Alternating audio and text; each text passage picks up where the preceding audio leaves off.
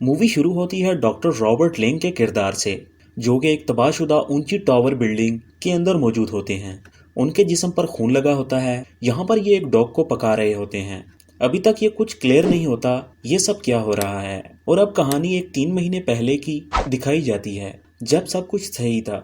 यहाँ पर लंदन का 40 मंजिला टावर दिखाया जाता है, जिसका नाम हाई राइज है।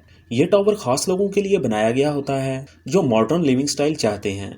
टावर की सबसे ऊपर वाली मंजिल टॉप फ्लोर में अमीर लोग रहते हैं और निचली मंजिल पर हम लोग, यानी कि 40th फ्लोर पर सबसे अमीर लोग, 39 पर उनसे कम लोग, और ऐसे ही डिसेंडिंग ऑर्डर में सब लोग रहते हैं अपने अपने फ्लोर्स पर। यहाँ पर दुनिया की सब सहूलियात मौजूद होती हैं, जैसा कि स्विमिंग पूल, जिम, सुपरमार्केट और बच्चों का स्कूल भी होता है, ताकि इन्हें बाहर जाना ही ना पड़े और ये सब लोग बाकी दुनिया से अलग ही होकर रहते हैं। डॉक्टर रॉबर्ट इसी फ्लोर की 25th फ्लोर पर शिफ्ट होते हैं, जो कि बहुत खुश हैं कि उन्हें एक अच्छी लाइफ गुजारने को मिलती है। यहाँ पर वो एक सिंगल मदर से भी मिलते हैं, जिसका एक बेटा भी होता है। डॉक्टर रॉबर्ट और ये एक सिंगल मदर दोनों एक बहुत कम वक्त में एक दूसरे के साथ अटैच हो जाते हैं। इसके अलावा डॉक्टर रॉबर्ट की दोस्ती रिचर्ड विल्सन से भी हो जाती है, जो कि एक डॉक्यूमेंट्री फिल्म मेकर हैं। डॉक्टर रॉबर्ट एक फिजियोलॉजी के टीचर भी होते हैं। वो अपनी क्लास में इंसानी सर को काटकर सिखा रहे होते हैं, तो एक स्टूडेंट ये देखकर बेहोश हो जाता है और उस स्टूडेंट को ब्रेन स्कैनिंग के लिए भेजा जाता है। इससे अगले ही सीन में डॉक्टर रॉबर्ट को 40th स्टोरी में एंथनी रॉयल से मिलने के लिए बुलाया जाता है, जिसका मतलब है सबसे अमीर लोगों के रहने की जगह पर। इस टावर को रॉयल ने ही डिजाइन किया होता है। यहाँ पर रॉयल की वाइफ को भी दिखाया जाता है, जो कि किसी को ज्यादा इंपॉर्टेंस नहीं देती है, लेकिन डॉक्टर रॉबर्ट को यहाँ पर आने के लिए इनवाइट करती है, जो कि वो कुछ दिन बाद दे रही होती है।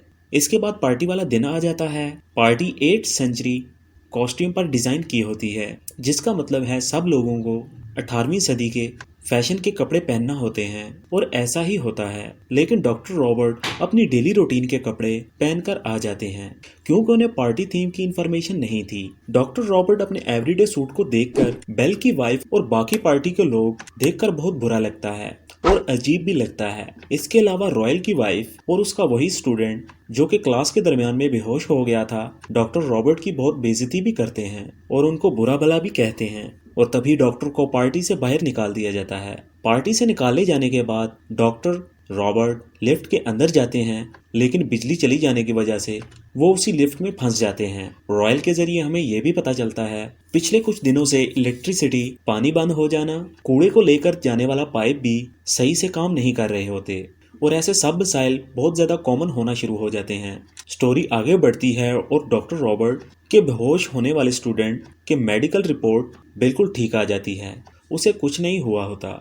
लेकिन डॉक्टर रॉबर्ट बदला लेने के लिए उसे कन्विंस करते हैं कि उसे ब्रेन ट्यूमर है। डॉक्टर इसलिए ऐसा कहते हैं क्योंकि पार्टी वाली रात उनके स्टूडेंट ने भी उन्हें बहुत ज़्यादा बेइज्जत किया था, यानी कि डॉक्टर रॉबर्ट को। फिर हम देखते हैं कि उनका वही स्टूडेंट ड्रिंक के नशे में 39th फ्लोर से छलांग लगाकर खुदकुशी कर लेता है। पुलिस भी आ जाती है और इस मामले पर ज्यादा इन्वेस्टिगेट नहीं करती। डॉक्टर रॉबर्ट के दोस्त रिचर्ड विल्सन को बहुत ज्यादा दुख होता है और वो ये सोच लेता है कि हाई राइज इस बिल्डिंग के अंदर होने वाले सबके सामने लेकर आना चाहिए।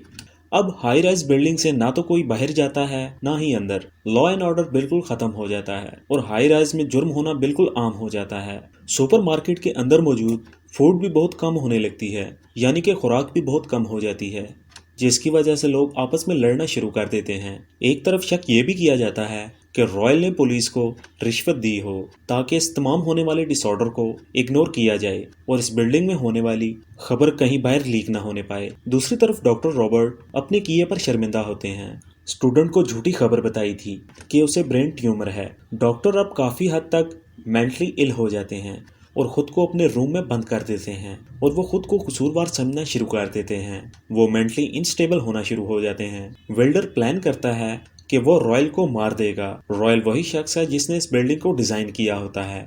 वेल्डर को ये भी लगता है इस सारे मामले के पीछे रॉयल का ही हाथ है। जब वो उसे मारने के लिए आगे जाता है, तब वेल्डर को पता चलता है रॉयल का एक बेटा भी है जिसके बारे में दुनिया नहीं जानती। वेल्डर मुश्किल से रॉयल के पेंट हाउस में पहुंचकर रॉयल को गोली मार देता है, जिससे रॉयल मर जाता है और रेलो को भी वहां पर मौजूद एक लड़की गोली मार देती है। इस तरह यहाँ 2 मौतें हो जाती हैं। रॉयल का बेटा ये सब कुछ छुपकर देख रहा होता है। पूरे टॉवर्स में अफरा तफरी का मकाम होता है।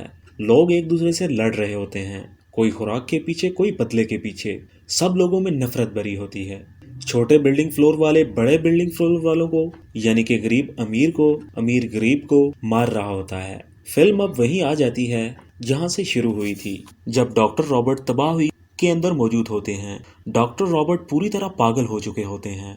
उनका जहनी तवाज़ुन बिल्कुल ख़राब हो चुका होता है। वो खुद से बातें कर रहे होते हैं और स्टोरी यहीं पर ख़त्म हो जाती है। लेकिन इस कहानी से हमें सबक क्या मिलता है, यानी कि इसकी एक्सप्लेनेशंस क्या हैं? लिखने वाले राइटर्स कहते हैं, where there is a state capitalism where can never be a political freedom, यानी कि जहाँ किसी एक शख्स की इन्वेस्टमेंट या हुक्म चलता है वहाँ कभी कभी सियासी आज़ादी नहीं होती और लोगों को इक्वली राइट्स नहीं मिला करते। मुझे उम्मीद है कि आपको एक्सप्लेनेशंस पसंद आई होंगी। अगर आपको हमारी एक्सप्लेनेशंस अच्छी लगी हैं तो इस वीडियो को लाइक और हमारे चैनल को सब्सक्राइब ज़रूर कर दीजिएगा। थैंक्स।